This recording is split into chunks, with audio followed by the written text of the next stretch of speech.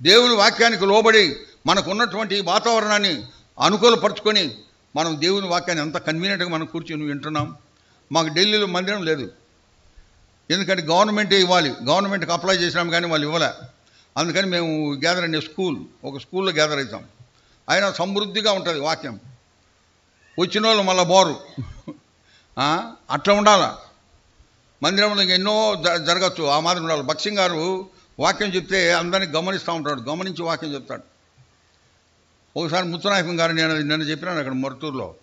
ముత్తునాయకం అని ఆయన ఒక ఆయన ఉండేటోడు. ఆయన పెంటుకోసలకు పోయేవాడు, మార్మల్స్ పొందివాడే కానీ వాక్యం కొరకు పెంటుకోసలకు పోయేవాడు. ఒకసారి ఎవరో చెప్పినారు, అయా ఆడ భక్సింగ్ గారిని ఒక ఆయన సిక్ జెంట్మెన్, సిక్కు యేసు ప్రభువుని నమ్ముకున్నాడు, ఆయన భలే వాక్యం చెప్తాడు, నువ్వు అక్కడ పోయి వినరాదంటే ఆయన ఒకరోజు వచ్చినాడు. థర్స్డే బైబిల్ స్టడీకి వచ్చి కూర్చున్నాడు ఒక మూల. మీటింగ్ అయిపోయిన తర్వాత భక్సింగ్ గారు పులిపీట్ మీద నుంచి డైరెక్ట్గా ఆయన దగ్గరికి పోయినాడు. నేరుగా ఆయన దగ్గర పోయి, ఐఎమ్ బ్రదర్ భక్సింగ్, హౌ అబౌట్ యూ అన్నాడు. నా పేరు భక్సింగ్, మీరు ఎవరండి అన్నాడు. ఆయనకైతే అసలు అప్పటికే క్లీన్ బౌల్డ్. విజేంద్రన్ ఆయన ఇంత పెద్ద సేవకుడు నా దగ్గరికి వచ్చినాడు అని చెప్పి, సార్ నేను మార్మన్స్ పొందినానండి, ఐఎమ్ బార్న్ అగైన్ అన్నాడు.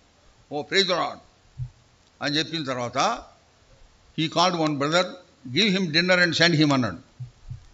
ఇంకా ఆయన వివశం అయిపోయినాడు. ఇంకా అప్పటి నుంచి హెబ్రోన్ వదల్లా. ఆ తర్వాత ఎంతో సేవ చేసినాడు. శ్యామనగర్లో ఎంతోమంది ఆయన సేవ ద్వారా మారుమనసు పొందినారు. ఆ తర్వాత ఎంతోమంది వచ్చేటప్పటికి ఆయన భక్సింగ్ గారి దగ్గరికి వచ్చి, బ్రదర్ ఎంతోమంది మారుమనసు పొందినారు, వాళ్ళకి పరిచయం కావాలా, దేవుని సేవకుని పంపించానంటే నువ్వే సేవకుడు అన్నాడు, నువ్వే చూసుకో అసెంబ్లీ అన్నాడు.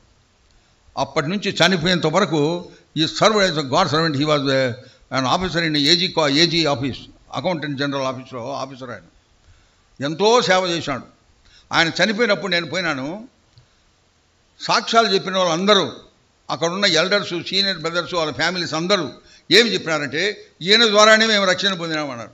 అందరూ ఆ పేటలో ఉండేవాళ్ళు, అందరూ హిందూస్, వాళ్ళందరూ రక్షణ పొందినారు ఆయన సేవ ద్వారా. అలాంటి ఆయన ఎక్కడ భక్సింగ్ గారు చేసే సేవ పరిచయం చూసి ఆశ్చర్యపోయినాడు. ఆసక్తి.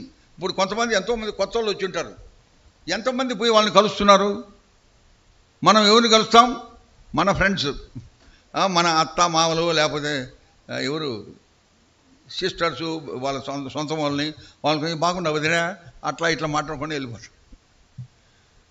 కానీ we have to observe somebody sitting next you. అంతకుముందు ఎప్పుడైనా వచ్చిందా? ఓహో కొత్తగా వచ్చింది అని నువ్వు ప్రార్థన చేసుకోవాలి. ప్రభువా ఇప్పుడు మీటింగ్ అయితే ఆమెతో మాట్లాడితే నాకు సహాయం చేయని ప్రార్థన చేయాలి. అది ఆసక్తి, అది భారం.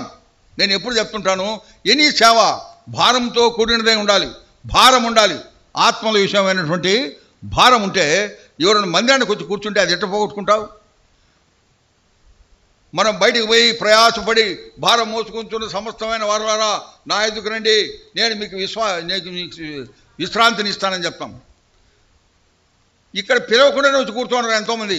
మనకు తెలియదు, వాళ్ళ సిస్టర్స్ తోటో, వాళ్ళ బ్రదర్స్ తోటో, వాళ్ళ రిలేటివ్స్ తోటో ఏదో పాటలు బాగుంటాయనో, సహవాసం ఉందనో, లేకపోతే భోజనం ఉందనో వస్తారు. వచ్చి మన బాధ్యత ఏంటి? వాళ్ళని గమనించాలా, వాళ్ళతో మాట్లాడాలి. ఎప్పుడన్నా అటు చేసినారా? ఈరోజు చేయండి. ఎంతో ధన్యత వాళ్ళకు. ఒకసారి ఒక ఆయన చెప్పినాడు, నేను ఫలానా మందిరానికి పోయేవాడిని, ఎన్నో నెలలు పోయినాను, ఒక్కరు కూడా నన్ను పట్టించుకోలేదు, ఎవరే కానీ నాతో మాట్లాడలేదు అన్నాడు.